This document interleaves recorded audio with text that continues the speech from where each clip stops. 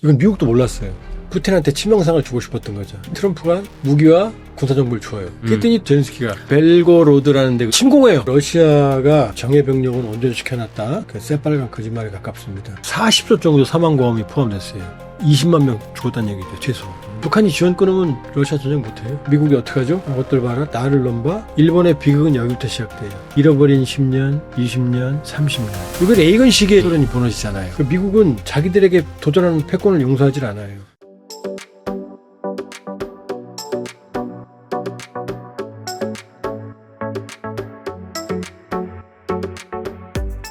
조한범 박사님 모셨습니다. 박사님 안녕하세요. 네, 안녕하세요. 많은 분들이 지금 로우 전쟁 궁금해하시는 것 같아요. 예. 좀 전황이 어떨까요? 전황을 보면은 일단 이제 좀 복기를 해보면요. 네. 요게 전쟁 전 상황입니다. 요게 우크라이나 땅이고요.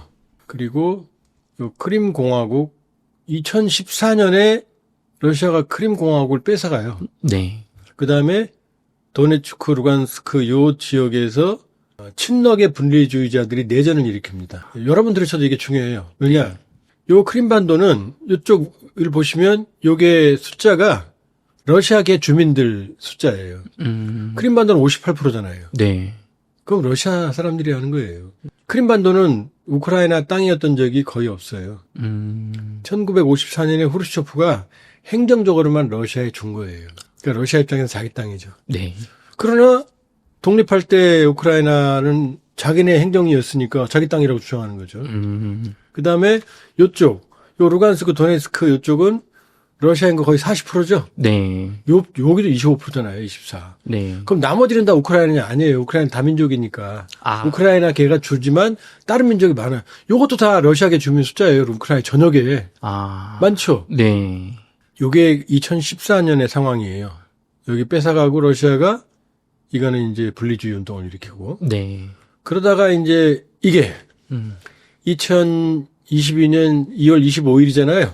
네. 어떻게 돼요? 크림반도, 돈바스 요 지역인데 지금 빨간색이 러시아가 침공한 지역이에요. 네. 갑자기 하루 만에 2022년 2월 24일 날 전쟁이 발발했는데 자, 루간스 도네츠크 크림에서 치고 올라가죠? 네. 그다음에 위로도 북부에 내려오죠? 네. 러시아하고 벨라루스 쪽에서 남쪽, 동쪽, 북쪽에서 동시에 치고 내려온 거예요. 근데 하루 만에 너무 많이 점령하잖아요. 네. 파죽지세죠. 그쵸. 이쪽 보시면 이건 3월 24일이거든요. 어떻게 됐어요? 이 남쪽은 크림반도와 돈바스를 이어버렸죠. 그쵸. 북쪽도 이어버렸죠, 이렇게. 네. 그럼 뭐 우크라이나 끝난 줄 알았죠, 이때. 맞아요. 한 달 만이니까. 그런데 한 달이 지나고 나니까 다시 4월 20일 날 보니까 요 파란색 지역은 이제 러시아군이 후퇴한 지역이에요. 러시아가 생각한 전쟁은 한 달이었거든요. 네. 근데 우크라이나가 준비를 하고 기다리고 있었거든요. 처음에는 밀렸지만 네. 반격을 했거든요. 그러면서 요쪽에 들어간 러시아군들은 일부는 전멸했고 일부는 후퇴해서 전선을 축소했어요. 이렇게 남쪽으로. 네. 이쪽 위로 이제 보급이 안 되니까 이쪽은. 그쵸. 그런데 요거는 언제냐? 2024년 2월 4일이라고 돼 있죠? 네. 근데 요 그림은 사실은 2023년 6월 그림하고 똑같아요. 이게 1년 동안 2023년 6월이 되면 이제 우크라이나가 요쪽 지역과 요쪽을 회복해서 요 그림이 나옵니다. 이렇게. 많이 회복했죠? 네. 근데 2023년 6월에 우크라이나가 서방의 지원을 받아서 대규모 반격 작전을 하는데 여기서 실패해요. 근데 그러니까 그 실패하니까 그 전선이 지금까지 오는 거예요. 고착 상태로. 네. 근데 왜 실패했는지를 아는 게 중요해요. 그쵸. 그때 많이들 기대도 했었죠. 네, 왜 그러냐면 여기서 이제 젤렌스키의 정치적 좋게 말하면 영민함, 나쁘게 말하면 교활함이 나옵니다. 왜냐하면 이때 총사령관이 잘루즈니라는 사람이었거든요. 우크라이나. 네. 이 사람은 우크라이나 국민들이 아주 신뢰해요. 지금도 신뢰도가 한 90%좀 나와요. 네. 지금 선거하면 잘루즈니한테 져요. 젤렌스키가. 근데 잘루즈니가 이때 지금은 근데 그 잘루즈니가 참모총장에서 총사령관에서 쫓겨나서 영국 대사로 쫓겨갔어요. 젤렌스키가 쫓아낸 거예요. 위험하니까. 근데 자, 이 그림 잘 보세요. 그러니까 젤렌스키는 요 마리우폴 있죠? 네. 여기가 이제 우리를 치면 포항제철인데 요 마리우폴을 뚫고 나오고 싶어 했어요. 그러면 이제 이 크림과 돈바스가 끊어지니까. 그쵸. 또 크림과 돈바스는 이 크림과 이게 본토는 크림 덱이 하나로 연결되어 있거든요. 요 다리만 끊어버리면 여기 고립되거든요. 그쵸. 그러니까 잘루즈니의 전략이 사실은 옳았던 거죠. 아. 그런데 젤렌스키 입장은 뭐냐면은 이쪽 도네츠크 이쪽 광범위한 지역의 영토를 회복하자라고 그랬어요. 아. 그래야 정치적으로 국민들한테 보여줄 수가 있잖아요. 그쵸. 그래서 잘루즈니 총사령관 측과 젤렌스키 대통령 측이 전략 갖고 싸우는데 대통령이 하겠다는데 총사령관이 어떻게 해요? 그쵸. 그래서 결과적으로는 총 공세가 한 곳에 집중된 게 아니고 2차 세계대전 때 히틀러가 파죽지세로 이 프랑스를 뚫고 들어갔거든요. 네. 그 거대한 방어선 있잖아요. 네, 마지노선. 마지노선. 네. 그걸 뚫고 들어간 게 뭐냐면 넓게 편 게 아니라 한 곳을 때려 부신 거예요. 아. 성은 하나만 구멍 뚫리면 끝나잖아요. 그쵸. 젤렌스키 그 생각을 했는데 잘루즈니는 젤렌스키는 넓은 면적을 뺐자라고 병력을 넓힌 거예요. 그러면서 여기서 한치의 거의 진적도 못 받고 아. 거의 소모됐어요, 병력들이. 아유. 초기에는 푸틴이 한 달 잡고 들어가서 삽질했고 네. 두 번째는 젤렌스키가 삽질한 거예요. 이래서 이게 2024년 2월 그림이지만 2023년 6월 그림 그대로예요. 바뀐 게. 지금까지 한치의 변함도 없어요. 거의 변함이 없어요. 한치라면 좀 그렇지만 네. 거의 변화가 없어요. 다음 그림 볼게요. 자, 여기 2024년 8월 25일이잖아요. 네. 잘 보세요. 지금 그 주 전선은 여기입니다. 이 빨간 지역이 우크라이나 러우 전쟁의 99%를 차지하거든요. 네. 여기가 조그만 빨간 점 있죠? 네. 여기 하리키우라고 하는 군수공업지대인데 여기서 있고 여기 수미라고 있죠? 네. 여기가 지금 쿠르스크예요, 북쪽이. 아. 요 수미 이쪽이 쿠르스크거든요. 막 쿠르스크 그러죠? 맞아요, 맞아요. 갑자기 젤렌스키가 이 8월 달에 8월 초에 거꾸로 치고 들어가요. 아. 역습을. 그래서 오른쪽에 보시면 이게 1300제곱킬로미터예요. 서울시가 600이 좀 넘잖아요. 네. 이걸 갑자기 점령을 해요. 그러니까 푸틴은 황당했죠. 이건 미국도 몰랐어요. 아. 이렇게 역습을 할지는. 왜냐 남쪽 지키기도 힘든데 그쵸. 거꾸로 공격을 해가? 음. 그러니까 젤렌스키는 어떻게 생각했냐면 푸틴한테 치명상을 주고 싶었던 거죠. 네. 어차피 남쪽 전선은 교착돼 있으니까 쿠르스크를 점령하면 푸틴의 자존심이 상하잖아요. 그쵸. 5월 9일이면 러시아 전승되는데 45년. 아. 그 이후로 러시아 본토를 뺏긴 최초의 대통령이 되는 거잖아요. 네. 거기다 이 쿠르스크는 스탈린이 히틀러를 격파한 히틀러가 여기서 패배함으로써 끝나요. 그때부터 계속 뚫리거든요. 그러니까 네. 러시아의 자존심인 지역이 쿠르스크거든요. 이걸 장악해버린 거예요. 그러니까 젤렌스키는 다목적이 있었겠죠. 네. 저걸 잡고 있으면 푸틴을 압박할 수 있고 그다음에 이 남쪽에서 병력이 빼져올 거 아니에요. 이거 찾으러. 네. 이쪽이 옅어지겠죠, 전선이. 그쵸. 그랬더니 이제 푸틴 입장에서는 목숨을 걸고 이건 뺏어야 될 거 아니에요. 그쵸. 본토인데. 그렇죠. 그래서 요거는 이제 9월이 되니까 빨간 건 러시아가 뺏은 지역이고 노란 지역은 러시아가 우세한 지역이고 네. 요 파란색은 아직도 우크라이나가 잡은 지역이거든요. 쿠르스크. 네. 남쪽은 역시 변함이 없어. 전혀 변함이 없죠. 네. 요 상황인데 어떤 일이 벌어지느냐. 4월 21일 전황이에요. 네. 자, 보시면 다 빨개졌잖아요. 네. 다 뺏었잖아요, 지금. 그럼요. 다 회복했잖아요. 그쵸. 그리고 노란 지역도 지금 있죠. 요 파란 지역 있죠? 요 조그만큼. 네. 요거만 지금 젤렌스키가 확보하고 있는 거예요. 아. 99%를 다시 뺏긴 거예요. 요 사이에 어떤 일이 있었느냐. 2월 28일 날 젤렌스키가 광물협정한다고 워싱턴 가서 트럼프랑 싸웠잖아요. 그쵸. 트럼프 화가 나가지고 3월 3일부터 야, 무기 공급 중단해. 아. 정보도 주지 마. 그럼 무기도 없어? 어디 쏠지도 몰라? 그쵸. 그러면서 파죽지세로 그때 푸틴이 뚫고 들어온 거예요. 그러니까 젤렌스키가 트럼프하고 싸우는 모습을 보이면서 우크라이나 국민들 감정은 풀어줬지만 네. 전략적으로는 저기서 우크라이나군 괴멸당한 거지. 뺏긴 거지. 그러니까 정치적 야심을 위해서 네. 쇼를 위해서 이 쿠르스크의 남은 지역을 거의 대부분 뺏겼어요. 아유. 그랬더니 젤렌스키가 또 이제 트럼프가 그랬더니 젤렌스키 또 어떻게 해요? 형 잘못했어. 빌었거든요. 네. 광물협정할게. 그랬더니 트럼프가 다시 무기와 군사정보를 줘요. 그랬더니 또 이제 간이 벗어요. 젤렌스키가. 요 밑에 여기 보세요. 여기. 네. 요건 쿠르스크고 요 밑에 벨고로드라는 데거든요. 네. 여기 침공해요. 거꾸로 또. 젤렌스키가. 요게 지금 그래서 이만큼을 점령한 거예요. 어. 요거면은 몇십 제곱킬로미터 되거든요. 네. 요건 이제 파란색은 우크라이나 땅이고 옅은 하늘색은 네. 짙은 하늘색은 이건 이제 제렌스키가 뺏은 거예요. 왜? 무기를 안 줬다가 다 이슈니까 치고 들어간 거죠, 이제. 해볼 만하다. 그래서 그랬더니 또 푸틴은 또 어떻게 해요? 또 내일 모레 5월 9일이 전승절인데 그쵸. 또 뺏기면 안 되잖아요. 네. 그 목숨 걸고 또 뺏어갖고 지금 이게 4월 21일 현황인데 네. 요 정도는 아직도 확보하고 있어요. 요게 예, 현재까지 전황입니다. 그러니까 정리해 말씀드리면 다시 올라가서 요 전선. 네. 요 전선은 요걸 남부 벨트라고 그러거든요. 네. 남부 회랑, 서던 코리도. 요거는 2023년 6월에서 거의 변함이 없다. 그리고 2024년 8월에 네. 쿠르스크를 침공을 했고 젤렌스키가. 네. 그러나 그 부분은 다 뺏겼고 거의 이제 발판 정도 1% 정도만 차지하고 있고 지금 그 밑에 여기 보이죠? 비교적 상승의 면적. 네. 요거 확대한 거거든요. 요 벨고로드 지역을 일부 점령하고 있다. 그리고 현재까지 일진일퇴. 일진일퇴. 그러니까 뭐 쭉 밀고 쭉 내려가고 이런 상황은 없는 상황이에요.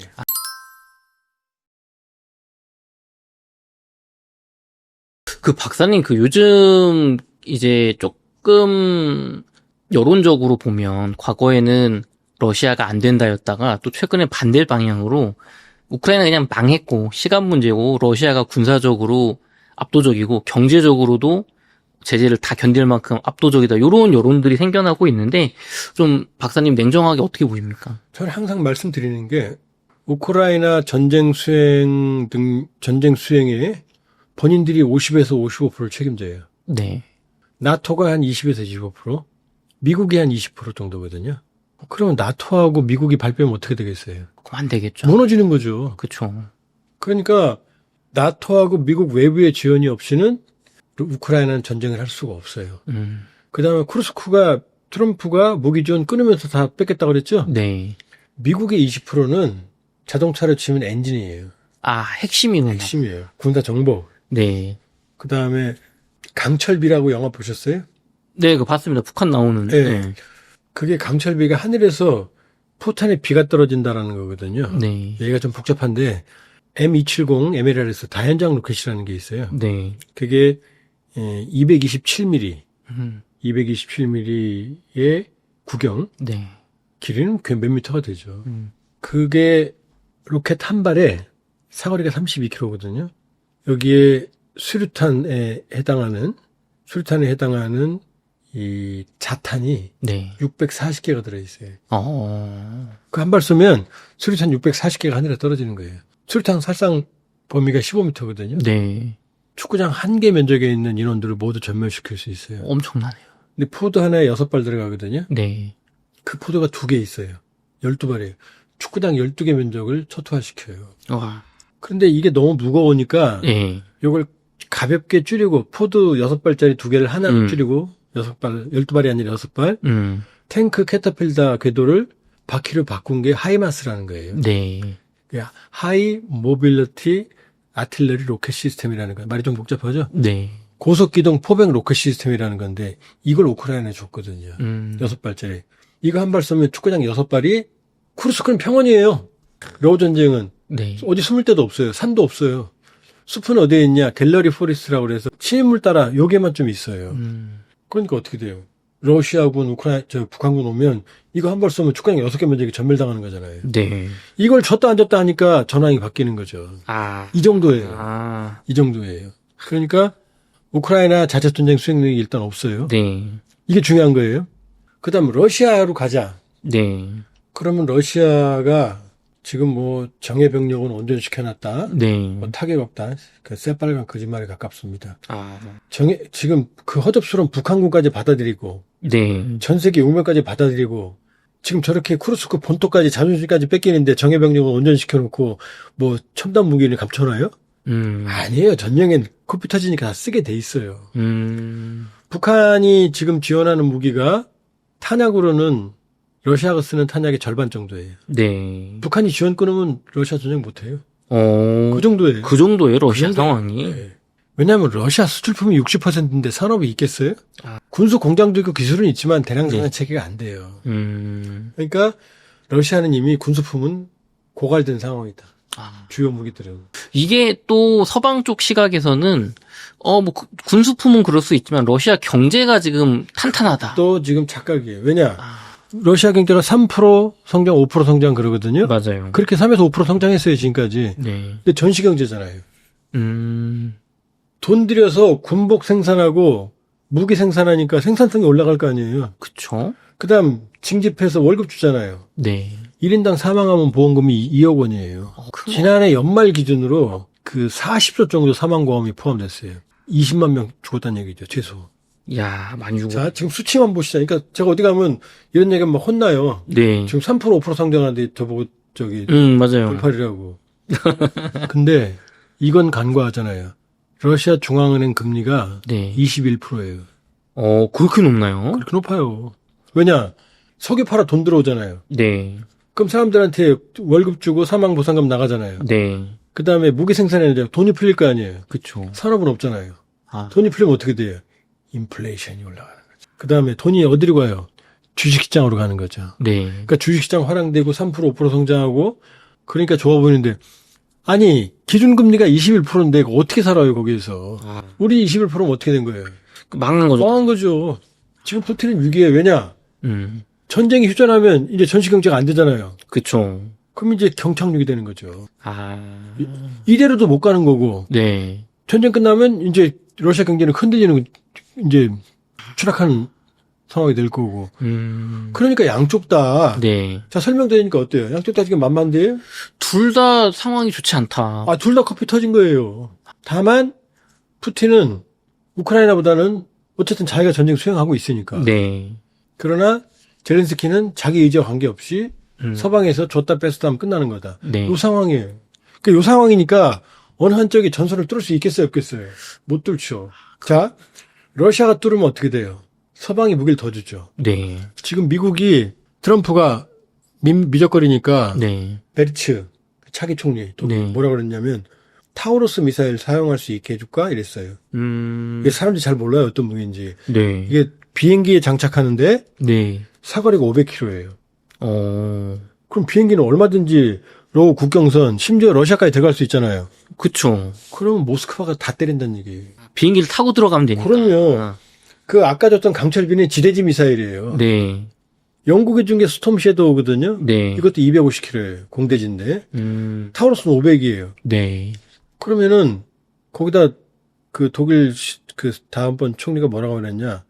크림반도 공격도 하게 해줄까 그랬어요. 그게 뭐냐?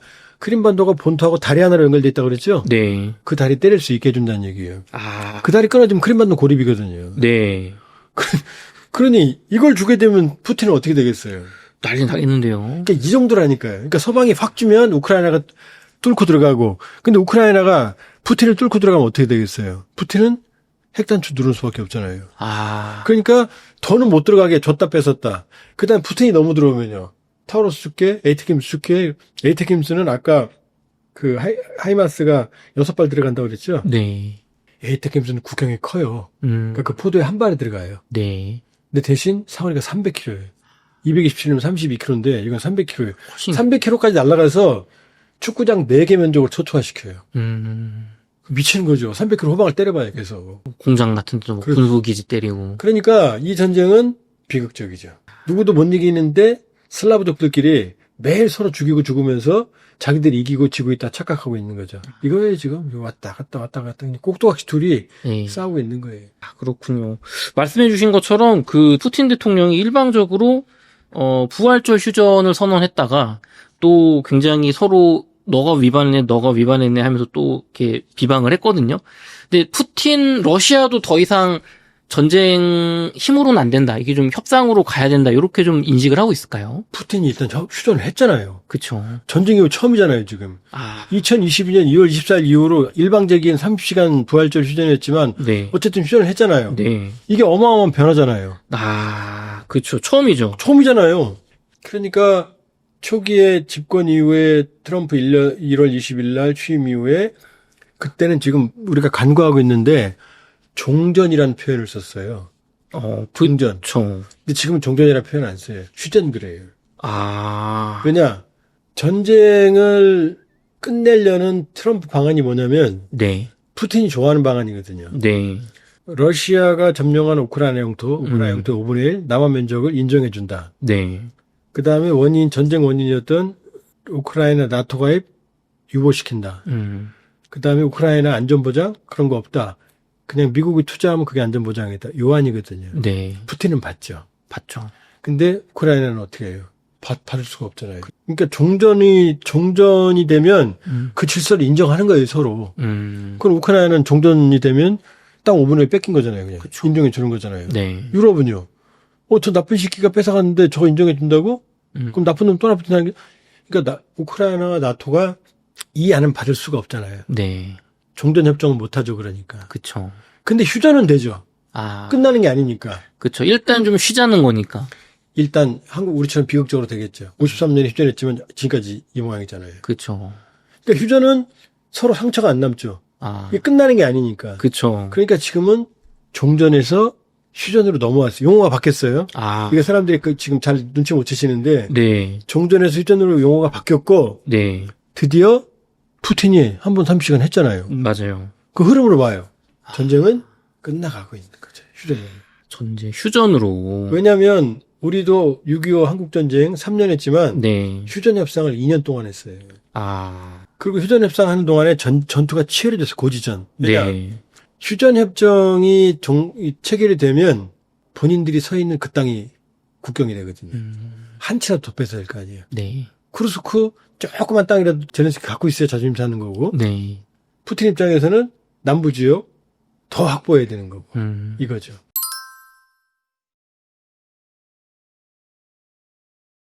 박사님, 중국에서 오늘 속보가 떴는데 네. 최초로 비핵 수소 폭탄이라는 걸 실험 성공을 했대요, 중국이. 이게 좀 어떤 의미인가요? 웅달책방 여러분들 머리 아플 텐데 좀 핵을 좀 설명을 드릴게요, 지금부터. 네. 우리가 핵하지만 대한민국은 강아지도 잘 들어보면 핵합니다. 핵. 이렇게. 핵무기를 잘 몰라요. 지금 원자폭탄 그러잖아요. 맞아요. 원자폭탄이라는 건 없어요. 오. 자, 원자가 있죠? 네. 원자 안에 뭐가 들어있죠? 핵이 들어있어요. 그래서 이 핵을 땅 때려서 쪼개요. 네. 어마어마하게 분열해요.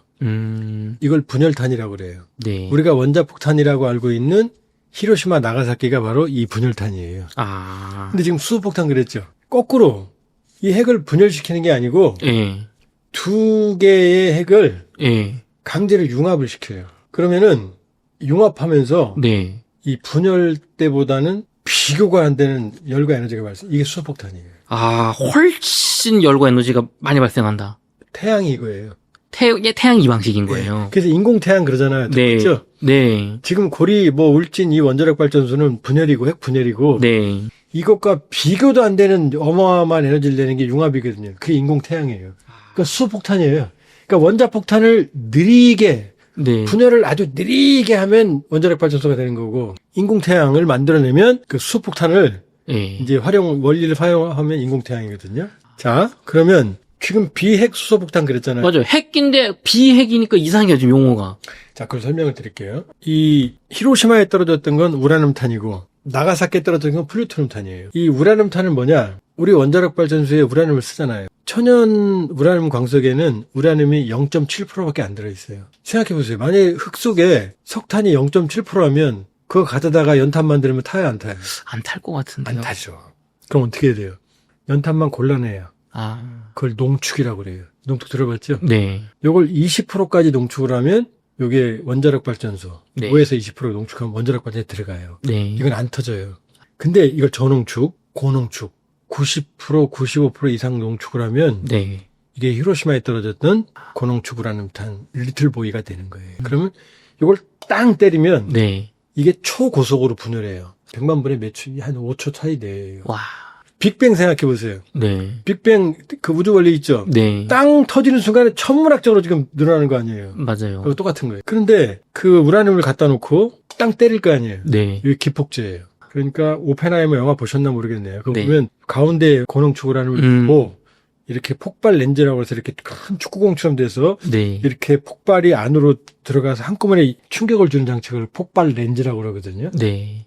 그걸 기폭장치라고 그래요. 이 분열시키면 터뜨려야 될 거 아니에요. 그쵸. 이건 일반 고폭약의 특수. 아. 이런 핵물질이고, 이게 원자폭탄 개념이에요. 근데 이거는 고농축 우라늄 썼죠? 네. 나가사키는 뭐냐? 이 원자력 발전소에서 사용한 핵연료. 그러니까 고농축 우라늄 탄은, HU탄은 원자력 발전소가 없어도 돼요. 농축만 하면 되니까. 그쵸. 근데 원자력 발전소에서 원료봉을 쓰고 다 태우고 남죠? 그럼 쓰레기처럼 끓일 거 아니에요? 맞아요. 그때 얘를 재처리하면 그때 플루토늄이 생겨요. 어. 이게 핵물질이에요. 이게 나가사키에 떨어졌던 펜맨이에요. 그러니까 이 고농축 우라늄탄은 원자력 발전소가 필요 없어요. 네. 그러니까 지금 이란이 만들고 농축하고 있잖아요. 근데 원자력 발전소가 있으면 플루토늄탄을 만들 수가 있어요. 네. 사용 후 핵연료. 네. 그러니까 사용 전 핵연료 주기 단계에서는 고농축 우라늄탄을 만들고 사용 후 핵연료 주기에서는 플루토늄탄을 만들 수 있는 거예요. 북한은 두 개 다 있어요. 자, 근데 왜 비핵 수소폭탄 얘기할 때 여기까지 왔느냐? 네. 이걸 설명하기 위해서요. 자, 이 우라늄탄이나 플루토늄탄은 기폭 장치가 일반 화약이었죠. 네. 고폭약. 근데 수소폭탄은 여기도 기폭제가 필요하거든요. 네. 왜냐? 자연계에서는 두 개의 핵을 융합시켜도 네. 융합이 안 돼요. 아. 태양은 된다면서요. 맞아요. 태양은 된다면서요. 태양은 뜨겁잖아요. 아, 뜨거우니까. 뜨거운 분위기를 만들어야 돼요. 뜨거운 열을. 네. 그 뜨거운 열은 자연계에서 존재하지 않아요.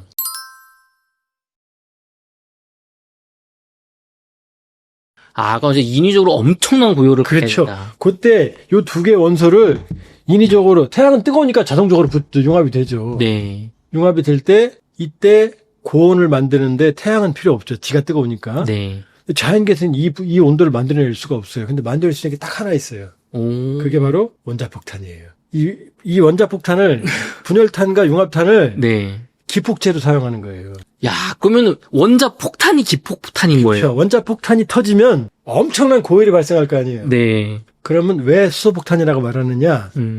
이중수소와 삼중수소 이 두 개의 동위 원소가 융합을 해요. 이 온도에서. 자, 이중수소는 뭐냐? 수소는 원소 주기율표에서 1번 원소가 뭐예요? 수소예요. 맞아요. 수소는 양성자가 하나예요. 근데 동위원소라는 게 있어요. 네. 그건 양성자에 중성자가 붙으면 동위원소가 돼요. 양성자가 하나면 수소고 중성자가 하나 따르면 두 개죠? 네. 이중수소라고 그래요. 양성자 하나인 수소에 중성자가 두 개 붙으면 삼중수소라고 세 개잖아요. 그러니까 수소폭탄은 네. 이중수소와 삼중수소를 강제로 결합을 하는 거예요. 그러면 이중수소와 삼중수소를 강제로 결합하면 얘가 헬륨으로 바뀌거든요. 두 개의 원소가 지금 융합되는 거니까. 네. 그러면 헬륨은 양성자 두 개, 중성자 두 개거든요. 네. 그럼 지금 어떻게 됐어요? 이중수소에 양성자 하나, 중성자 하나. 삼중수에 양성자 하나, 중성자 두 개잖아요. 다섯 개잖아요. 네. 다섯 개가 네 개로 합치잖아요. 네. 그럼 하나 어디 갔어요? 하나는 튀어나가요. 요게 수소폭탄의 원리예요. 이렇게 융합하면 요때 어마어마한 열과 에너지가 발생을 해요. 그러니까 수소폭탄은 그래서 우리가 이렇게 말해요. 친환경 폭탄이라고. 수소를 쓰잖아요. 네. 이게 농담입니다. 네. 자, 그러면 지금 이 수소폭탄을 위해서 뭐가 필요했어요? 분열탄. 분열탄. 정확하게 말하면 네, 맞아요. 이게 원자폭탄이잖아요. 우리가 알고 핵폭탄이잖아요. 맞아요. 근데 중국이 뭐라고 그랬어요? 비핵 수소폭탄. 폭탄이라고 그랬잖아요. 네. 그 기폭제를 분열탄을 안 썼다는 얘기예요. 핵무기가 아닌데 네. 핵무기가 아니면서 핵무기는 핵무기죠. 핵을 활용하니까 수소를. 네. 그러니까 방사능이 없는 폭탄이 만들어진 거죠. 아, 그런데 위력은 기존의 핵폭탄 똑같죠. 똑같다. 똑같죠. 그러면은 위력은 핵폭탄인데 방사능이 없으면 그러니까 그 기폭제를 네. 분열탄을 안 쓴 거죠. 비핵이죠. 비핵으로. 핵폭탄이 아닌 거죠. 핵폭탄이 아니다. 그러니까 분열탄, 우라늄을 안 쓴 거죠. 네. 우라늄도 안 쓰고 플루토늄도 안 쓴 거죠. 그럼 요거는 박사님 터지면 낙진 그 방사능 물질이 땅에 안 남나요? 일단은 좀 자세히 들여다봐야 되는데 네. 방사능이 있을 수가 없죠. 아. 우라늄도 안 썼고 플루토늄도 안 쓰잖아요. 그쵸. 네. 그러면 이게 과학적으로 굉장한 성과 같은데 과학적으로가 아니고 군사적으로 그쵸? 군사적으로 핵무기가 아닌 핵무기로 핵무기 효과를 낸 거잖아요. 그쵸. 그럼 그거 쓰겠다는 얘기죠. 그거 쓰면 어떻게 돼요? 어마어마한 거죠. 그러니까 지금 미국, 영국, 프랑스, 러시아, 중국 모두 분열탄을 안 써요. 다 그 수소폭탄을 알고 있는 융합탄을 쓰거든요. 그래야 분열탄은 임계점이 있어서 폭발력 클레임 너무 커져요. 근데 수소폭탄은 사실상 임계점이 없어요. 무한정 키울 수 있어요. 지금까지 가장 크게 터뜨려 본 게 얼마인지 아세요? 1967년에 소련이 네. 짜르 bomba, 폭탄의 왕이라는 뜻이에요. 짜르가 왕이고 bomba가 이제 범, 네. 오브 범이라는 뜻이거든요. 네. 57메가톤짜리를 터뜨려 봤어요. 1메가톤이 TNT 100만 톤이에요. 히로시마에 떨어졌던 게 15,000톤이거든요. TNT급. 나가사키가 21,000톤이고. 네. 근데 57메가톤, 5,700만 톤을 터뜨려봤어요. 어디서? 북극에서. 그걸 서울시에 떨어뜨리면 서울은 없어져요. 한 방에. 예, 그냥 그게 아니고 진짜 없어져요. 아무것도 안 남아요. 수원까지 사망해요. 평택 정도에 있어도 화상을 입어요. 그 정도군요. 천안에서 열기를 느껴요. 나중에 이제 냉전 끝나고 나서 기밀 해제 봤더니 네.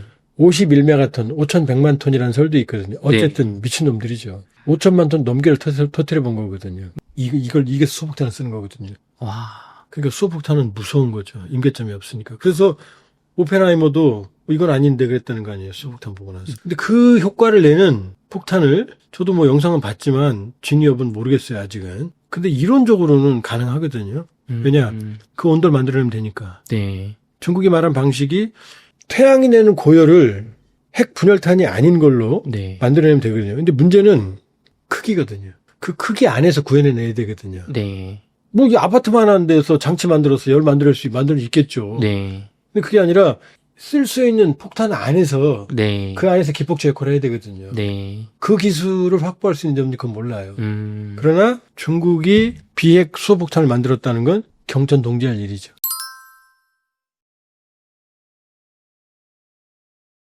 그러면은 박사님 이렇게 중국이 지금 어떻게 보면 군사 패권을 미국에 도전하면서 군비 경쟁을 하고 있는 건데 도대체 또 미국도 지금 중국을 관세로 엄청나게 압박하고 있잖아요. 네. 미중이 왜 이렇게까지 정말 핵전쟁까지 각오하면서 이렇게 싸우는 건가요, 도대체? 이 그림에 답이 들어있습니다. 이 그림이 자 여기에 아주 비밀이 많이 들어있는 그림인데요. 네. 이게 미중 이 전략경제행이라는 건데 네. 이 그림을 보시면요. 이게 미국한테 도전했던 국가들의 경제 규모예요. 자, 1차 세계대전 때 독일 제국, 네. 1917년 전쟁 끝났죠? 그때는 미국은 전 세계에서 지금처럼 강자가 아니었어요. 아. 그렇게 중요한 국가가 아니었어요. 어. 그래도 독일은 미국 GDP의 35%밖에 안 됐어요. 그다음 나치 히틀러 아주 광기를 부렸죠? 네. 그 사람도 그 독일도 제3제국도 미국 GDP의 4분의 1밖에 안 됐어요. 그럼 전쟁이 이길 수 있어요? 안 되죠. 안 되죠. 자, 이게 중요합니다. 이게 드디어 일본 1943년 전쟁 일으켰을 때 이 전쟁 중에 미국하고 태평양 전쟁할 때 일본의 GDP는 미국의 13.5%, 7분의 1밖에 안 됐어요. 상대도 안 되네. 전쟁 일으키는 건 자살골이죠. 아. 그때 야마모토 사령관이라고 하는 네. 그 일본군의 영웅이거든요. 네. 진주만을 성공시킨 사람이에요. 근데 이 사람은 처음에 미국에 갔다 왔거든요. 미국과의 전쟁을 반대했어요. 아니까 얼마나 센지. 네. 그러니까 일본의 목표는 미국한테 이기겠다는 게 아니고 네. 태평양에 있는 미군 해군력을 전멸시켜버리면 꽤 오랫동안 댐비지 못할 거고 그러면 협상을 해올 거라고 판단했던 거예요. 이기려고 시작한 게 아니에요. 이게 나오잖아요. 13.5%가 어떻게 이겨요. 맞아요. 그런데 여기 중요합니다. 1990년에 몇이죠? 52%. 52.5%. 일본 인구는 미국 인구의 3분의 1이잖아요. 네. 그럼 더 잘 살았다는 얘기죠. 그렇죠. 요때 영화를 보면 헐리우드 영화 보면 이 회사 사장들이 다 일본 사람으로 나와요. 회식하면 스시 먹고 나오고 이런 거 나옵니다. 다 소니 워크맨이라고 기억나, 뭐 아는지 모르겠네요, 젊은 사람들. 저도 그 옛날 그 로보캅인가 그 영화 볼 때 본 것 같아요. 그런 네, 비슷한 도요타 거. 자동차. 네, 맞아요. 네. 이코노믹 애니멀 이런 얘기 나올 때가 저 때예요. 그랬더니 미국이 어떻게 하죠? 이것들 봐라, 나를 넘봐 죽여야지라고 판단합니다. 네. 그게 바로 플라자 합의예요. 1985년. 엔고.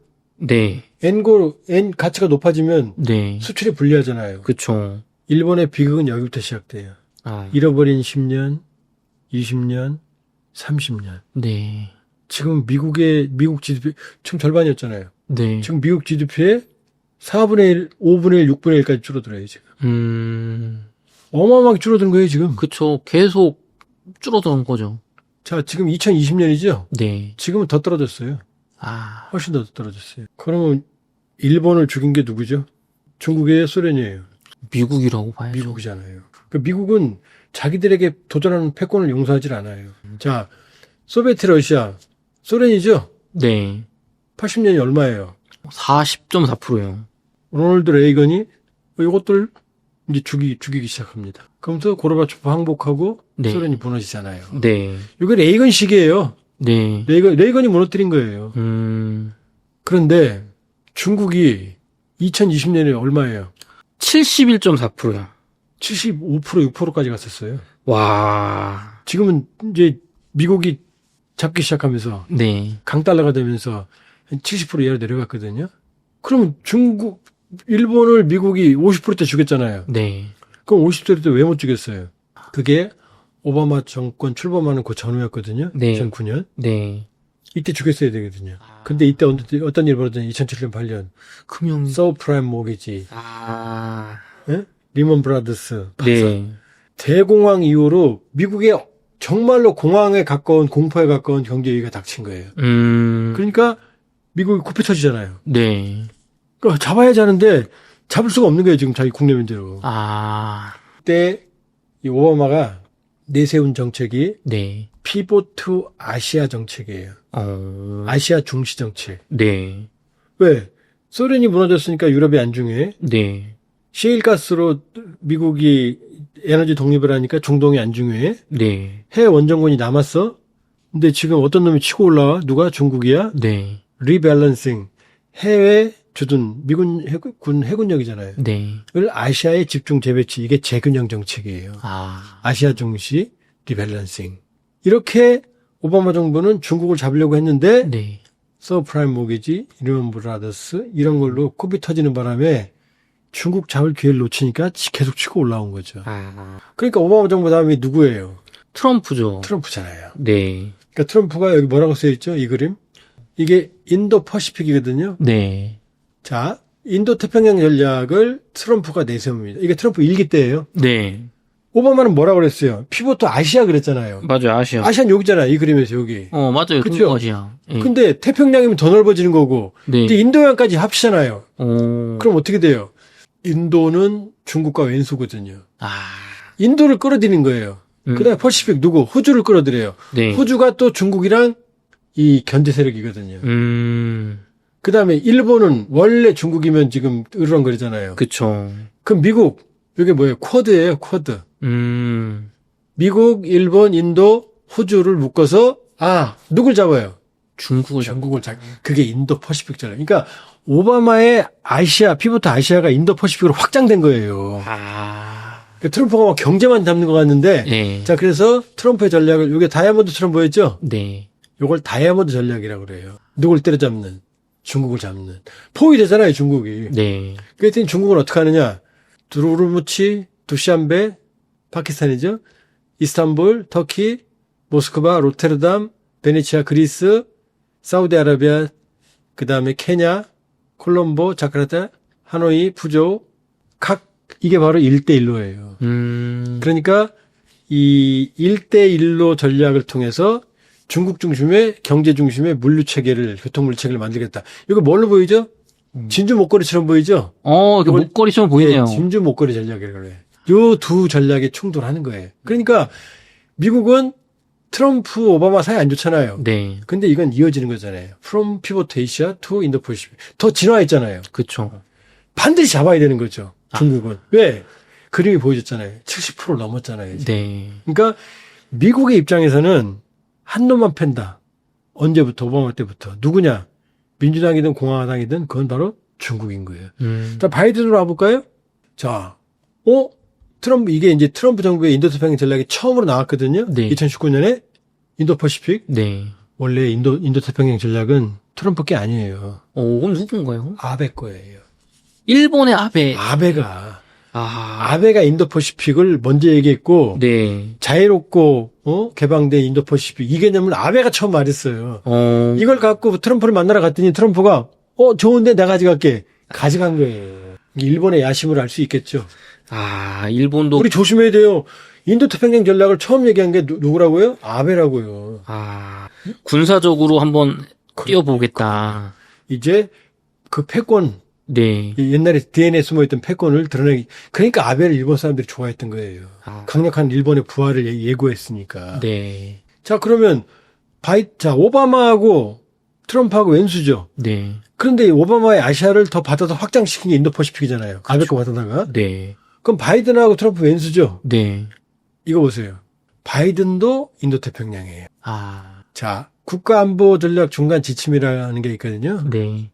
여기 이제 인터럼 내셔널 시크리티 스트레이트 가이던스라고 중국을 15번이 러시아 5회, 이란 4회, 북한 2번밖에 안 돼요. 뭐예요 지금? 오바마 중국 때려잡아, 트럼프 중국 때려잡아, 바이든 또 중국 때려잡아. 그러니까 어떻게 돼요? 바이든 때도 여기 또 그림 나오죠? 인도태평양 전략이 또 만들어져요. 같은 인도태평양 전략이.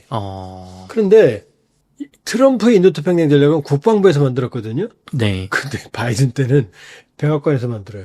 그럼 더 격상된 것 더 같아요. 격상된 거죠. 자, 그러면 이 트럼프가 지금 뭐 온갖 오지랖으로 뭐 여기저기지만 궁극적인 목표는 누구겠어요? 중국. 중국 잡는 거예요. 중국 한 놈만 팬다. 아. 관세 때리다가 네. 야 90일간 유예 잠깐 기다려. 네. 이놈 패게. 그게 누구예요? 중국. 중국이잖아요. 중국은 미중은 충돌할 수밖에 없어요. 투키티스 함정이라고 들어보셨죠? 네. 신흥국과 기존 강국. 네. 이게 지금 충돌하고 있는 거예요. 이건 숙명이에요. 숙명이다. 자, 그림은 어떻게 돼요? 오바마 시작했어. 트럼프 일기 받았어. 바이든 잡았어. 트럼프 이기. 이제 완전히 그 용쟁 후투야. 혈투야. 아. 이 흐름이에요. 제가 그림 보여드렸죠? 네. 미국은 나에게 도전하는 패권을 한 번도 용서를 안 했잖아요. 네. 지금 사실은 그 싸움인 거예요. 트럼프가 막 물어뜯고 관세하고 그러니까는 사람들이 뭐 저 왜 저러지? 그 이면에 오바마 때부터 중국을 잡겠다는 전략은 치밀하게 온 거예요. 아. 이게 그러면 뭐 일시적으로 중국이 뭐 고개를 좀 숙인다. 혹은 뭐 비위를 맞춘다 해서 끝날 문제가 아닌 거네요, 박사님. 전혀 아니죠. 아. 양쪽에 하나 죽어야 끝나니까. 아.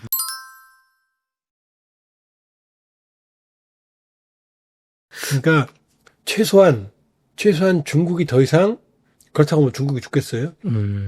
중국이 더 이상 미국에 대들지 못할 네. 수준까지는 두들겨 패겠다는 거죠. 아. 그러니까 미국이 이제 그 테스라 할 때는 뭐냐? 미국 GDP보다 50% 이하로 추락해서 네. 더 이상 고개를 못 들 때. 일본은 지금 추락 일로전에 52%까지 같은 나라가 지금 25%, 23%, 10몇 프로 지금 쭉쭉 끝없이 추락하고 있잖아요. 네. 지금 대한민국부터 살기 어렵다는 거 아니에요. 맞아요. 실질 소비 수준이. 네.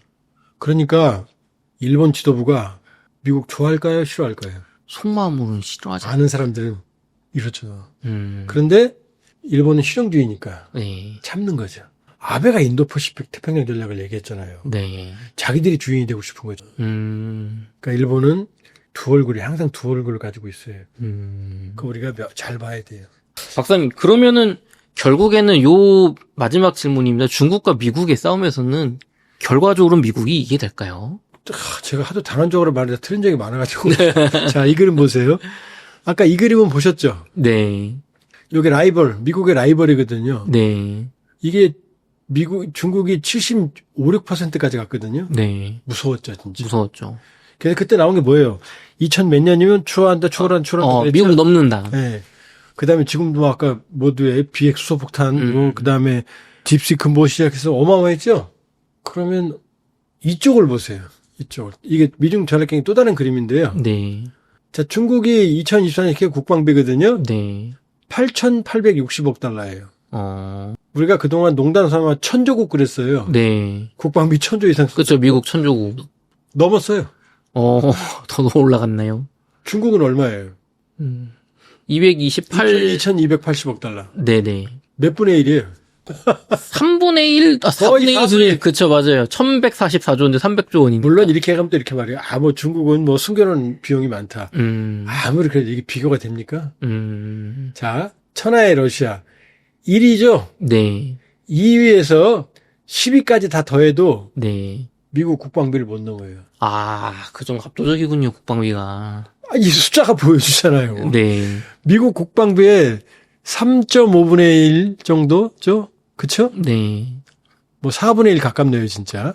그쵸? 네. 이게 게임이 되겠어요? 어려울 것 같은데요. 두 번째, 이게 양측의 국방력의 현실이고, 뭐 함정 척수가 딸렸네 어쩐다 하지만, 두 번째는 핵심 기술입니다. 원천 기술의 대부분을 미국이 가지고 있어요. 세계 원천 기술의 80% 이상을 미국이 가지고 있어요. 넘을 수 없는 기술의 벽인 거죠. 그러니까 처음에 트럼프 때 무차별적으로 중국을 때리다가 네. 미국 소비자 물가가 올라가니까 바이든 때 어떻게 했어요? 핀포인트 방식으로 네. 첨단 기술만 때리잖아요, 지금. 네. 그러면서 이 기술력의 한계, 그리고 중진국 함정. 벌써 12,000불 됐거든요. 네. 그러니까 중국에서 공장이 떠나잖아요. 맞아요. 저임으로 했던 게 이제 안 통하는 거예요. 그러니까 이게 바로 이 두 번째는 뭐냐면은 중국 경제의 한계. 세 번째는 뭐냐? 독재의 경직성. 시진핑은 5년 두 번 하는 그 룰을 깨고 네. 지금 영원히 할 생각이거든요. 이게 세 번째거든요. 네. 그러면 독재의 경직성이 나와요. 부정부패. 안 생길 수가 없어요. 맞아요. 좀 실제로 뭐 2위 장유샤, 뭐 서열 3위 허웨이동 이런 장군들 심상찮다 이런 보도 나오고 있습니다. 그러니까 이건 반드시 썩게 돼 있어요. 아, 그러면 저 정도 규모가 투명성이 있어야 되는데 안 되잖아요. 네. 그다음 더 큰 문제가 있어요. 소프트 파워.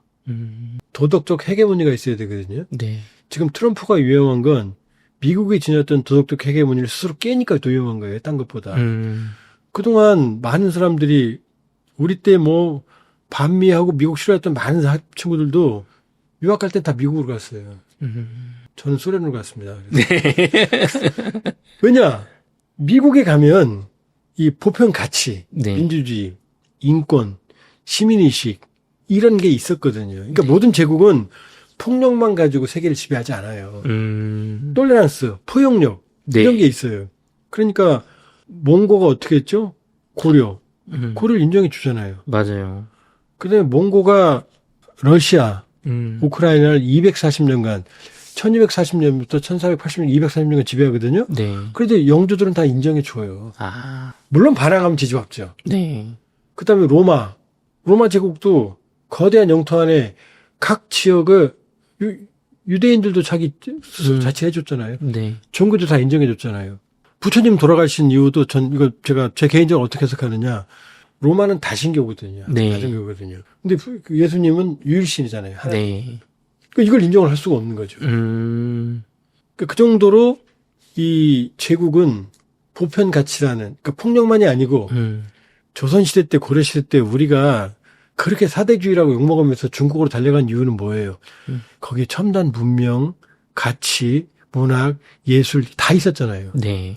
공자가 있었잖아요. 그쵸. 그러니까 중국 왕 죽으면 우리 왕도 상복이고 곡하고 그랬잖아요. 네. 참 지금 자존심 상하죠.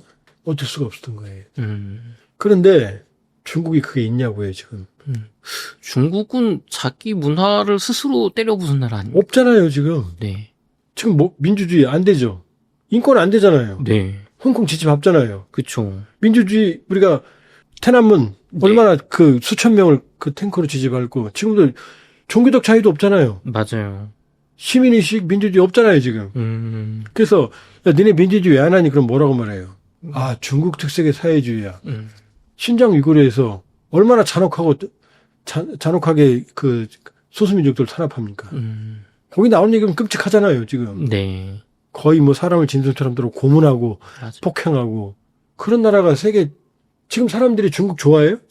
이거 다 지금 중국제잖아요. 네. 그러면서 중국은 싫어하잖아요. 맞아요. 사람들 혐오하잖아요. 맞아요. 식당에 가서 음식을 먹고 밥 먹고 서빙하고 막 이런 모든 서비스는 받으면서도 네. 중국 안 좋아하잖아요. 맞아요. 이거 옳다 그러다 말하는 게 아니에요. 네. 뭐라느냐. 도덕적 헤게모니가 없는 거죠. 중국 특색의 사회주의를 가지고 어떻게 전 세계 보편성을 확보합니까? 제가 이 얘기를 말씀드렸어요. 네. 여기다가 가장 결정적으로 미국이 중국을 잡겠다고 결정했잖아요. 네. 내버려 두겠어요? 안 두죠. 안 되는 거죠. 그러니까 중국은 처음부터 G2가 될 수 없었다. G2가 될 수 없었고 그럼 미국은 안전하냐? 미국도 흔들리잖아요, 지금. 네. 흔들리는 미국, 애시당초부터 G2의 가능성이 없었던 중국. 이렇게 되는 거죠. 그러니까 전 세계는 지금 중심이 없는 다극화의 세계. 그다음에 그러다 보니까 아무도 책임을 안 져요. 국제 분쟁 질서. 지금 여기저기 분쟁이잖아요. 네. 아프리카 여기저기 내전, 중동, 러우, 양안, 김정은 저러고 있고 전 세계가 불안하잖아요. 네. 그 누구도 지도적인 국가 그다음에 유엔과 같은 지도적인 기구가 기능을 못하는 상황. 이게 다극화예요. 아, 그런데 중심이 없는 거죠. 네. 근데 아무도 책임을 안 져요. 무극화. 음. 다극화의 무극화의 경향이 있는 속에서 미중이 충돌하고 있는 거예요.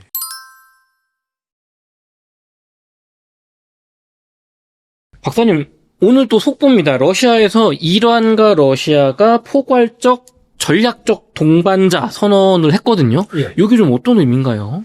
우리가 트럼프 관세, 러우 전쟁 여기 가려있는 사실은 중동을 잘 봐야 돼요. 지금 트럼프의 전략은 뭐냐면 러우 전쟁과 중동의 전략이 달라요. 그런데 사실은 이게 러우 전쟁과 또 미중 전략 경쟁과 또 다 관계가 있어요. 중동 전략이. 무슨 얘기냐면 트럼프의 러우 전쟁의 전략은 뭐냐면 이쁜 놈 미운 놈 없다. 빨리 끝내는 게 목적이야. 네. 이거예요. 네. 그러니까 푸틴을 지지해서 빨리 끝내면 푸틴을 지지하는 거고 푸틴이 말 안 들면 엉덩이 때리는 거고 네.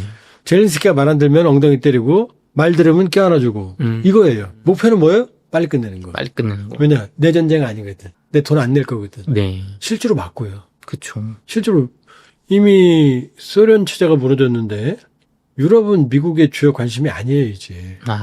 나토는 니들이 알아서 해. 이게 미국이에요 사실은. 바이든도 마찬가지예요. 아닌 것 같지만 바이든은 어떻게 했어요? 동맹을 존중했죠. 네. 왜 그러겠어요? 내가 힘드니까 너도 좀 같이 하자. 존댓말로 말한 거예요. 화장하고 네. 좀 도와줘야지요. 이렇게 트럼프는요. 화장도 안 하고 와서 니들이 해. 이렇게 말하는 거라고요. 상황은 똑같아요. 예전 같지 않은 미국. 전 세계 GDP의 40% 정도. 많이 보면 50% 60%까지도 봐요. 2차 대전이 끝나고 나서. 네. 그 미국이 지금 25%도 안 되거든요. 아직도 강하지만 추락하고 있거든. 그러니까 예전 같지 않잖아요. 그러니까 트럼프는 러우 전쟁은 대전쟁도 아니고 돈을 내가 써야 될 이유가 없어. 그러니까 빨리 끝내는 게 목표야. 네. 라고 말하는 거예요. 그러니까 러우 전쟁 조건은 그런 거예요. 어떻게 해요? 트럼프 얼렀다가 푸틴 얼렀다가 때렸다가 제렌스키 얼렀다가 때렸다가 안 되니까 갑자기 또 어떻게 말했어요? 나 손 뗄 거야. 이렇게까지 얘기하잖아요. 맞아요. 그러니까 푸틴이 그냥 허겁지겁 30일 주전하고. 그런데 중동은 어떤 표현을 쓰느냐? 항구적인 평화를 정착시키겠대요. 항구적이면 문제를 완전히 해결하는 거잖아요. 그쵸. 이거는 좀 다르네요. 왜냐면 휴전, 종전 아니면 뭐, 알아서 해가 아니잖아요, 지금. 이건 아니죠. 내가 원하는 대로 문제를 완전히 풀겠다는 거예요. 내가 주도해서. 네. 자, 원칙이 있어요. 첫 번째는 친이스라엘. 친이스라엘. 네. 그 다음에 두 번째는 저항의 축의 분쇄. 저항의 축이 뭐냐면요. 네. 지금 중동에는 우리가 세 나라, 좀 크게 보면 네 나라 봐야 되는데 중동 안에 이슬람권에서의 주요한 두 나라는 사우디아라비아와 이란입니다. 네. 이라크가 붕괴됐기 때문에 네. 그 때문에 이제 이란과 사우디고 크게 보면 이슬람교는 이 시아파와 수니파가 네. 있거든요. 이 사람들은 타 종교 갈등보다 지들끼리 종교 갈등이 더 세요. 그러니까 마호메트의 후계가 네. 어디로 가느냐, 이 세속주의로 가느냐, 순혈주의로 가느냐 이걸 가지고 지금 파가 나눠져 있거든요. 네. 사우디아라비아는 수니파예요. 그리고 이란은 강경하다는 시아파. 또 꼭 시아파만 강경한 건 아니에요. 네. IS는 수니파였거든요. 아이고. 그러니까 어쨌든 이란과 사우디아라비아가 중동의 맹주거든요. 네. 이 둘이 매일 으르렁거려요. 왼수예요. 왼수예요. 자, 그런데 여기는 기독교는 누가 있어요? 거점이 이스라엘 있잖아요. 그쵸. 그러니까 이스라엘을 봐야 돼요. 그다음에 사우디와 이란의 그 저변 저쪽 북쪽엔 누가 있어요? 튀르키예가 있거든요. 튀르키예가 있죠. 예, 요 정도가 큰 그림이거든요. 그러니까 일 터지면 항상 이 네 나라가 관여하죠. 네. 이 시리아도 아사드 정권 무너지니까 튀르키예 들어오죠. 이스라엘 들어오죠. 이란은 원래 거점이었죠. 맞아요. 사우디도 관여하려고 그러죠. 이렇게 되는 거거든요. 네. 그다음 후티 반군. 여기도 이스라엘, 사우디아라비아, 후티 지원은 이란 이렇게 되는 거거든요. 네. 그러니까 저항의 축은 누구냐면 이란입니다. 이란 중심으로 시아파의 저항의 축이란 얘기예요. 네. 예멘은 예멘 반군인 후티, 네. 시아파. 그다음에 하마스, 이란이 지원하는 시아파. 네. 그다음에 헤즈볼라, 이것도 이란이 지원하는 시아파 중심 이렇게 되는 네. 거거든요. 그러니까 꼭 다 시아파는 아니지만 음. 시아파 중심의 저항의 축이 형성돼 있거든요. 네. 근데 요 뒤에 누가 있느냐? 러시아하고 중국이 있어요. 아, 정말요? 예. 시리아 아사드 정권, 그것도 시아파였거든요. 네. 시리아 아사드 정권은 이미 끝날 정권인데, 네. 내전으로 누구의 도움으로 살아남느냐? 이란과 러시아의 도움으로 살아남아요. 없었으면 끝났어요. 네. 그런데 이제 아사드 정권은 무너졌죠. 뭐였죠? 그렇죠? 그러니까 친미 신정부가 들어서잖아요. 네. 지금 그림을 보면 어떻게 돼요? 지금 모든 중심에 이란이 있잖아요. 네. 자, 이란 뒤에 러시아하고 이 중국이 있다고 그랬죠? 네. 시리아가 무너지기 전에, 아사드가 무너지기 전에 러시아의 공군기지가 있었고 네. 해군 기지가 있었어요. 그러니까 러시아 남하 정책의 핵심 거점이었어요. 그러니까 아사드 정권이 네. 심지어 4만 명의 시리아 용병을 러우 전쟁에 파견해요. 내전 중인데. 그럼요. 왜 러시아가 지켜주면 안전할 줄 알았죠. 아, 그런데 이 상황에서 어떤 일이 벌어져요? 이제 이스라엘을 2023년 10월에 하마스가 공격을 하니까 이스라엘이 초강경으로 하마스를 때리기 시작했잖아요. 네. 미국은 여기 동조했고. 그렇죠? 네. 그러니까 이스라엘은 하마스와의 공전이 아니라 제거가 목적이에요. 그리고 레바논의 헤즈볼라도 제거가 목적이에요, 지금. 네. 이거를 미국 정부는 인정을 해주는 거예요. 트럼프는요. 트럼프는 완전히 이스라엘 편이잖아요. 네. 드러내놓고. 그러니까 이스라엘이라는 저 잔혹한 그 전쟁 방식을 전적으로 지지합니다. 아. 그런데 예멘으로 내려와서 예멘에 있는 후티. 네. 이건 미국이 직접들이에요. 지금 매일 미국이 폭격하죠? 맞아요. B2 뭐 전략 폭격기 같다. 예. 왜 때리느냐? 네. 후티 뒤에는 이란이 있으니까. 아. 목표는 이란인 거죠. 네. 그리고 후티가 이스라엘 하마스 전쟁 끝나고 나서 네. 시작되고 나서 이 홍해, 네. 수에즈 이쪽 예멘 근처를 지나 여기가 주요 수송로거든요. 서방의 유조선 선박들이 오늘 100여 척 이상을 공격해서 여기 교통 생태계를 교란시켜요. 그런데 러시아하고 중국 선박은 한 척도 공격을 안 했어요. 그리고 후티가 쓰는 무기의 상당수는 중국제예요. 야, 이게 좀 의심이 되네요. 중국의 거점이라니까요. 그러니까 트럼프는 이렇게 생각하는 거죠. 어차피 중국을 잡을 거 아니에요. 네. 그러니까 후티를 제거해야만 또 후티가 잘못 건드는 게 뭐냐. 트럼프의 생각은 저유가, 네. 그다음에 물가 안정인데 후티가 이 수송로를 막아버리니까 네. 유조선이나 선박들이 수에즈전을 하는 게 아니라 남아프리카를 돌아요, 삥. 네. 그러니까 유통기한이 늘어나고 물리병이 폭발적으로 늘어날 거 아니에요. 그렇죠. 그러니까 트럼프 입장에서 내버려 둘 수가 없는 거죠. 아. 뒤엔 이란이 있고 중국이 있고. 완전히 제거가 목적이에요. 네. 그다음 목표는 누구겠어요? 이란이겠죠? 네. 중국이 또 낍니다. 중국하고 사우디아라비아는 사이가 아주 좋았어요. 70년대의 경우에는 중국의 미사일 부대가 사우디를 지켜 주둔한 적도 있어요. 진짜요? 사람들은 야, 이거는 잘 몰라요. 다들 미국만 간 줄 알지? 네, 잘 몰라요. 그래서 중국의 전략은 뭐였냐? 사우디아라비아와 네. 이란을 화해시키려고 그랬어요. 아. 그러면 실제로 시도했어요. 그때 어떻게 됐어요? 사우디아라비아 빈살만 네. 그래서 까슈쿠지라고 하는 반체제 인사 죽이고 그 대사관에서 터키. 네. 그러면서 미국이 압박을 하니까 사우디가 삐졌거든요. 네. 그럼 중국으로 확 갔거든요. 그러면서 중국은 요 틈을 틈타서 이란과 사우디를 중재하려고 그랬어요. 네. 이거 미국의 힘의 공백이 생기는 거죠. 근데 트럼프는 이란을 고립시키는 거잖아요. 네. 거꾸로 이스라엘과 시리아를 묶으려고 그래요. 사우디아라비아. 사우디아라비아를. 그래서 지금 처음에 러우 전쟁 그 휴전협정도 회의도 어디서 했어요? 사우디에서 했잖아요. 맞아요. 사우디를 자꾸 끌어들이는 거예요. 그러면 이란을 고립시키는 거죠. 그러면 중국이 들였던 어떻게 돼요? 노력이 물거품 되는 거죠. 그러니까 이게 트럼프 대통령이 뭐 막 하는 것 같지만 네. 사실은 중동에서는 첫째 시아파 중심의 저항의 축, 네.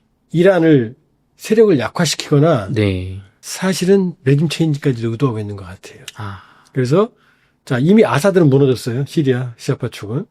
자 헤즈볼라 하마스 지금 거의 괴멸 단계에 있어요. 후티 지금 폭격하고 있죠. 그러면 이제 예멘에 정부군이 있을 거 아니에요. 네. 예멘도 냉전기에 남북 분단 체제였거든요. 근데 우리가 거꾸로 남부가 공산주의고 북부가 자본주의였어요. 아, 네. 근데 지금 정부군이 남부에 쫓겨가 있어요. 아. 근데 복잡해요. 남부에 있는 정부군도 또 반군이 또 있어요.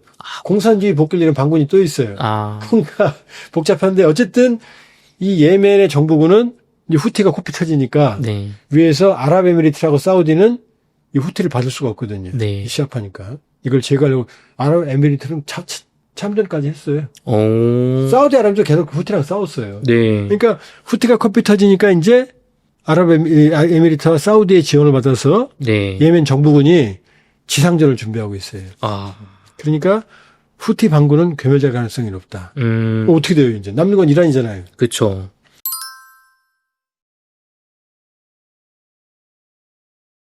이란은 하메네이 신정국가잖아요. 종교 지도자. 네. 철저한 반미주의자예요. 그동안 미국이 이란은 또 핵 문제가 있어요. 자, 웅달에서 지난번 편에 핵물질 말씀드렸죠. 맞아요. 이란은 농축이에요.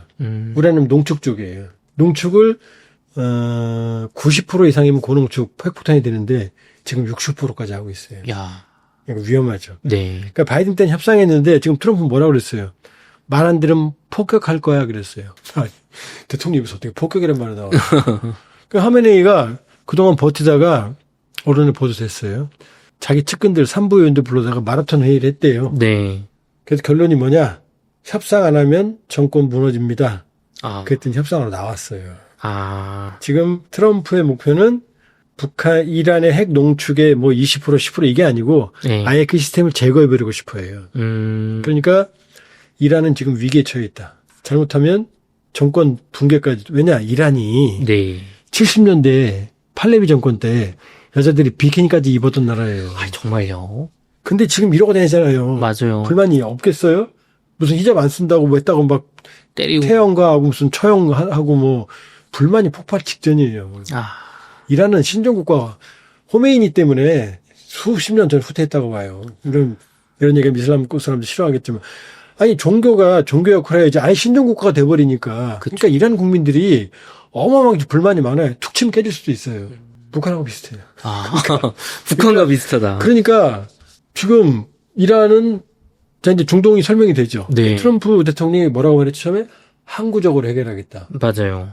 미국 중심의 질서를 만들겠다. 미국의 패권이 그리고 그 이면은 또 뭐냐? 트럼프의 에너지 제국. 페트로 달러가 아니라 페트로 임페리얼. 뭐냐? 중동의 영향력을 확대하면 네. 중동에 있는 산유국들을 관리할 수가 있잖아요. 네. 푸틴은 지금 중동 중심의 에너지망을 바꾸려고 그래요. 미국 중심으로. 그게 바로 알래스카. 북서면에 있는 LNG. 네. 어마어마한 LNG. 이걸 개발해서 이거를 파이프라인을 거쳐서 네. 캐나다에서 미국으로 가져오고 요게 끝이 아니에요. 이걸 해로를 통해서 네. 일본, 한국, 아세안에 팔고 아. 그다음에 놓고 있는 북극 항로 있죠? 네. 이걸 통해서 유럽을 팔겠다는 거예요. 아. 그럼 어떻게 돼요? 러시아와 같은 지정학적 위험 없죠? 그쵸. 중동의 분쟁 위험 없죠? 완전히 안전한 항로잖아요, 지금. 그쵸. 여기에 에너지 패권 중동 잡아? 그 다음에 갑자기 그랬잖아요. 제렌스키 보고. 야, 니네 러시아에서 유럽으로 가는 가스관 통제권 나한테 줘. 이거 신문에 났죠? 네. 이러면 모든 에너지망을 장악할 수 있잖아요. 그러면 어마어마한 미국의 에너지 패권이 생긴다고 판단하는 거죠. 그러니까 우리가 뭐라 그래요? LNG 가스관 사업 참여해야 될 걸 일본한테도 계속 얘기하죠. 맞아요. 기회가 있을 때 하는 게 좋을 걸. 예, 그게 기술력이 우리밖에 없으니까. 일본밖에 없으니까. 근데 일본은 지금 신중해요. 과연 그만큼 경쟁력이 있느냐? 네. 경제력이 있느냐? 자, 이렇게 보면 네. 트럼프의 관세 정책은 내가 가는 데마다 욕하는데 하기 좀 좋겠어요. 제 말이 맞죠? 네. 근데 이 중동 정책이나 러우 전쟁 쪽은 그렇게 비합리적인 건 아니다. 굉장히 겉으로 보면 아닌 것 같지만 성과가 나고 있다고 볼 수도 있어요. 실제로 말씀해 주신 것처럼 박사님 얘기해 주신 것처럼 중동하면 통제 불가능의 혼란과 전쟁이었는데 지금은 그냥 이스라엘과 미국 중심으로 질서가 잡혀가고 있다. 뭐 과정이야 어떻든 이렇게 결과는 나오고 있는 것 같아요. 여기 또 하나가 이스라엘 변수예요. 이스라엘이 인구가 거의 1,000만에 육박하는 거 알아요? 네. 과거에는 200~300만이었어요. 맞아요. 적어서 난리다 뭐 이슬람화 된다 얘기까지 있었죠. 그게 왜 그러냐면 지금 네타냐후 극우죠. 네. 리쿠드당. 원래는 좌파 정당들이 장악했어요. 건국 초기에는 이스라엘 말로 아슈케나즘이라는 사람들이 주류였어요. 네. 유럽에서 특히 동유럽 쪽에서 몰려온 사람들. 이 사람들이 건국 세력들이에요. 네. 토착민은 거의 없었고. 이 사람들은 좌파적 성격이 강했어요. 그런데 이 사람들이 건국하고 나서 두 번째 세대가 누구냐? 바로 미즈라임이라는 사람들이요. 이거는 아프리카 북부와 이 서아시아 쪽에 있는 유태인들이 들어왔어요. 이게 두 번째. 네. 세 번째가 이제 동유럽, 소련을 중심으로 한 동유럽의 유태인들이 들어왔어요. 네. 이 사람들이 모여서 인구가 그냥 퀀텀 점프를 한 거예요. 그런데 이 아슈케나즘은 사회 좌파적 성격이 있었는데 네. 이 뒤로 갈수록 이 사람들은 사회적으로 지위가 낮고 우파적 경향이 강해요. 그 다음에 러시아 사람들은 러시아 종교잖아요. 민주주의 경험하지 못했잖아요. 네. 이 사람들이 주로 어디로 사느냐. 중심이 아니라 팔레스타인하고의 갈등 지역에 많이 살아요. 로켓탄 떨어지면 다 이 사람들이 떨어지는 거예요. 땅이 필요하면 이 사람 정착촌이 다 거기 가서 사는 거예요. 이 사람들이. 이 사람들이 지금 이스라엘 우경화의 배경이에요. 그러니까 리쿠 수상이 오래 가죠. 이 사람들 지지하고 있으니까. 그렇죠. 이 사람들은 더 많은 땅이 필요하죠. 가자도 먹고 싶은 거죠, 사실은. 땅이 필요하죠, 지금. 인구 200, 300만, 3, 400만, 이제 1000만이니까 이스라엘은 이제 제국이 되고 싶은 거예요. 간이 분 거예요. 이 전략이 초강경 네타냐후를 만들었고, 전쟁왕이라고 그러는. 이게 트럼프 1기, 2기와 지금 짝짝꿍이 되는 거예요. 서로 니즈가 맞네. 그렇죠. 그러니까 이 전략이 양측이 이 케미가 맞는 거죠. 전쟁의 케미가 맞는 거죠. 네. 양측이 때렸잖아요. 후티 공격해비고 오늘 하루는 헤즈볼라는 하마스 때리고. 때려.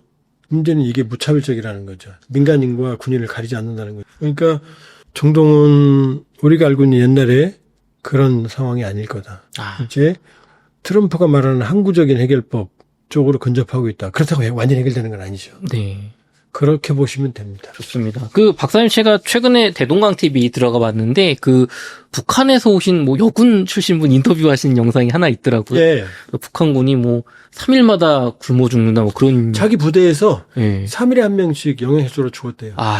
그 영상 보면서 저도 북한이 저 정도구나 싶었는데. 무덤 이제 화장을 안 시키니까. 네. 매일 무덤이 하나씩 생겨나는 거죠. 그 정도예요. 그 정도군요. 그러니까 전쟁은 돈이 하는 거고 미국이 전쟁 잘하는 건 돈 때문이에요. 돈 때문에. 다 빚이죠, 근데. 그렇군요.